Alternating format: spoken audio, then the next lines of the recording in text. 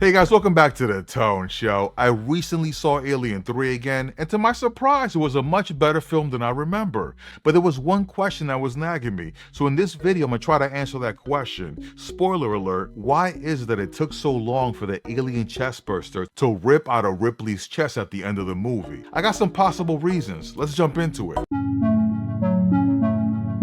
So reason number one, Ripley Sick / environmental factors that could delay the development of the chestburster. Now Ripley is visibly sick throughout the film. She's coughing, she's not well. This could be a result of the sleep pod malfunction. Bishop did say there was a fire on board. There was a separate section of the ship that the pods were in was ejected from the main part of the ship. This malfunction could have injured Ripley somehow, which could have delayed the development of the chestburster inside her. We also have to consider the unique environment of Fury 161, a harsh and desolate prison planet, might have actually influenced the development of the alien queen inside her, slowing it down maybe. Lastly, maybe the alien queen itself made Ripley sick. It's possible that depending on the host of the alien and the health of the host, that the development time is different for each alien. So it making Ripley sick could actually work against it and delayed its own hatching. Number two, the type of xenomorph could have affected it.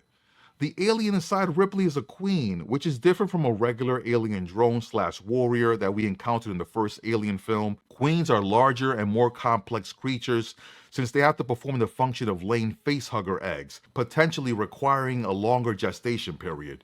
We also saw in Aliens how a queen appeared to be much more smart than a regular alien drone. It knew how to take an elevator, and it knew to hide from the impending explosion on Ripley's ship. So maybe as part of the developed brain, which takes longer for these queens, the overall development of these chestbursters take alongside of a host. Of all the reasons that I'm going to cover here, this is the one that I like the most because this particular explanation kind of goes with the lore of Alien. Okay, so I'm going to take a break right here and drop some Alien 3 trivia. Did you know that Alien 3 was the first film that director David Fincher directed? And he would next direct the classic crime thriller Seven, starring Brad Pitt and Morgan Freeman. So directing an alien film early in your career could be quite the career starter. See Ridley Scott. Now back to some possible reasons about the chestburster.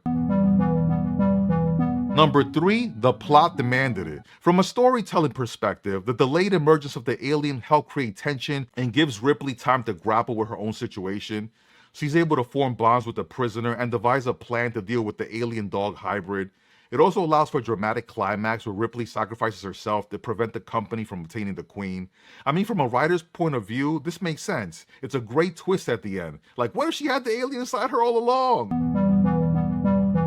The last reason I think could be our perspective of time being wrong.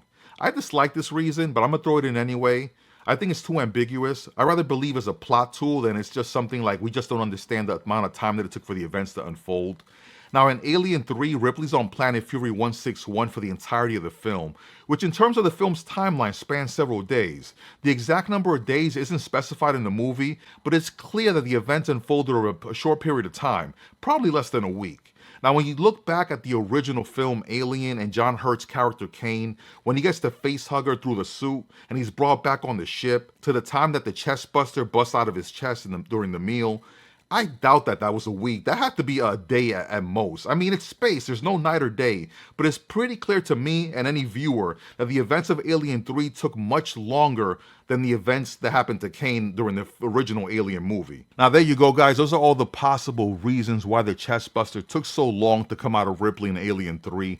I prefer the one about the xenomorph queen just taking longer to incubate inside the body because it adds to the lore. But you choose, you decide. Put it in the comments.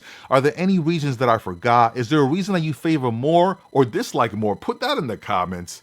As always, guys, this is the Tone Show. Tone Show. Woo.